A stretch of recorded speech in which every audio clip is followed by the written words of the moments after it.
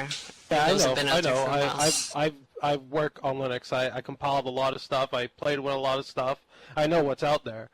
But with that license, if they change that, it's going to be a total hell because you won't know who's on a legitimate viewer, and you won't know who's actually, using it to be nice. They can just buy it and say, "Oh, I'm going to be a modder, I'm a builder, or whatever," but they're going around stealing stuff, and you find all this stuff on SLX. Yeah. I mean, it's unfortunate. That's a real possibility, and it's been going on for a long time already, and I expect it will continue. Yeah, because it's going to get worse because it is. Well, no, it's not going to get worse because of the viewers. They're merging the grids December 31st, and the team grid has so much copy-botted stuff. I don't see how they could allow those users on the main grid with their inventories because they said it was over 80% of the items on the team grid are copy-botted. They come over here with the little copy bots, copy stuff, go over there hoping no one will catch them. Just like OS grid. You go on OS grid right now, everything is copy-botted in OS grid. Sometimes they'll park a sim right next to yours and copy-bot your stuff right off the land. It's funny. But, it's going to be a real problem. It's pretty sad. The reality is, as far as content or intellectual property goes in Second Life, and I'm sure other virtual worlds have the same problem, as long as you can see it, it can be stolen. Yeah. I don't know if Linden Lab... a while ago I heard that from a friend of mine who happened to be Linden. He's no longer because of that big layoff, but he had made a suggestion to me that Linden Lab is working on a project that they're hoping will be able to detect viewer copybotting. So that was some time ago. It doesn't seem that they've gotten anywhere with it that I know of anyways. Maybe they can. Maybe they can see everyone copybotting now. We don't know. That would be server-side because... It would have to be server-side, yeah. The only way I could see that working is, the only way I could see it working is that it detects when a lot of prims are being created at the same time. But mind you, that would also trigger legitimate exports and imports as well. So, I don't know. Well, with something like that, what they'd probably do is, they probably, if they're doing something like that, they'll just do a data analysis program that they have to gather a lot of actuarial data and, like you said, develop patterns, but they're not going to be patterns that, like you and I are going to say, okay, we're going to watch for a lot of prims. It's going to be actually a self-growing program that comes up with, pattern, that uses pattern analysis eventually to kind of tease out situations that look like they're copy-botted. Can I say something? There's been recent exploits, and I've heard about new tries at this exploit. It's called object injection.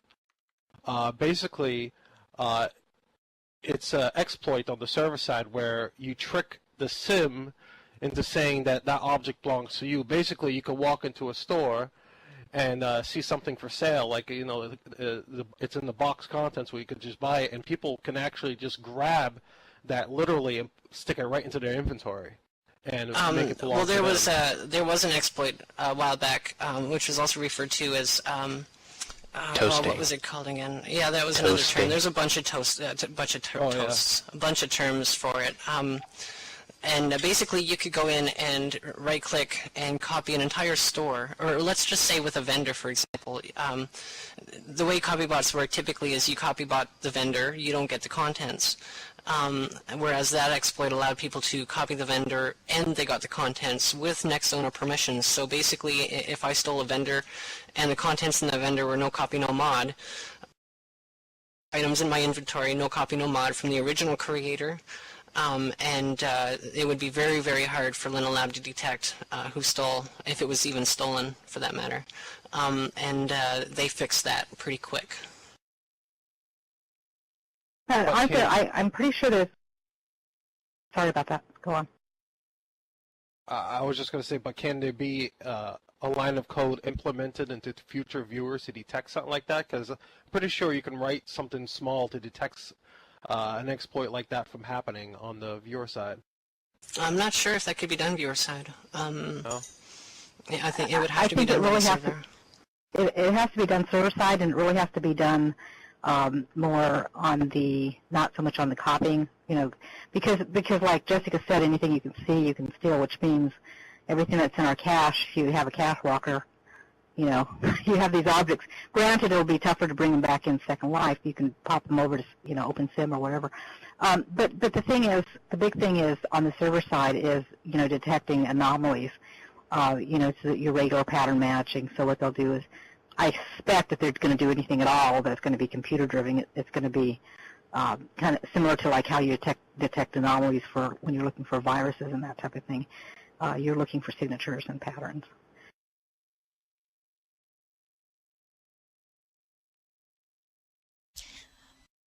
Well, I finally closed all of my IMs. Keyboard doesn't work. Phaylen, no, I haven't eaten yet, and I can't reply to you. No, you need to eat. My keyboard is off, and I don't know why. Yes, you've so been eat, here don't for, faint. Yes, she's been here for nearly 3 hours answering questions. And Jessica, thank you so much for extending yourself. Thank everybody for coming, and I'm glad that Greg showed up as well. Yes, Greg, it was great to meet you, and thank you for being here. I still think you're pretty awesome, Jessica. I think she's amazing. Totally. Amazing. I have a lot of respect for you anyway, so. Thank you. So regardless of how harsh I get, I hope you understand that I do respect you a lot.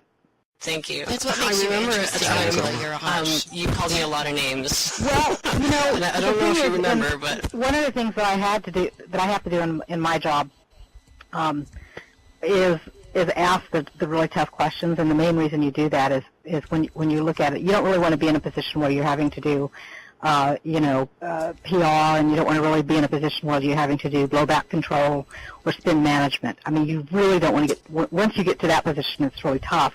But if you do, it's important to take a look at it and really, you know, just like be real careful because once there's a perception, it's really hard to wipe that perception away. It's hard to and that perception is pretty obvious right now. So, I mean, I never came on to do PR. It isn't. You know, you still have a lot of people who are very huge Emerald fans, and that type of thing. You know, so you know, it's not totally gone. So. I think it can be. Well, we have something to build with. So, I mean, and that's what we're going with. You know, if it came down to the point where all of our users left, then there wouldn't be much point, really. But our users are staying and they're sticking by us, so really. We have to stick by them and do what we can. The only time it would be gone is if the lab blocks you guys. I mean, I don't see users leaving. Thank you so much. We have a big challenge to get into the directory again, and we will apply as we said we would, although I have my doubts that we'll actually get back into the directory. But I don't know. We'll see how things go. On that note, Jessica, you've been incredible. Thank you so much, Jessica. I feel guilty holding you hostage here any longer. Yeah, I gotta go. I gotta go eat. Thank everybody for coming. Thank you all, and I'll look forward to doing it again. And we'll be doing office hours probably starting next Wednesday or this Wednesday coming at Rockcliffe University, and we'll be sending out notices through the viewer group, Emerald Viewer Group, about that. Is there a subscribe-o-matic for that? No, unfortunately. The thing is, I have to be careful how much I advertise that, because if I advertise that, for example, on our blog, we're going to have, 50,000 people trying to come into it. So it's a little bit hard to do, office hours that big. So we have to keep it a little bit smaller, or else we do it through this type of a venue here.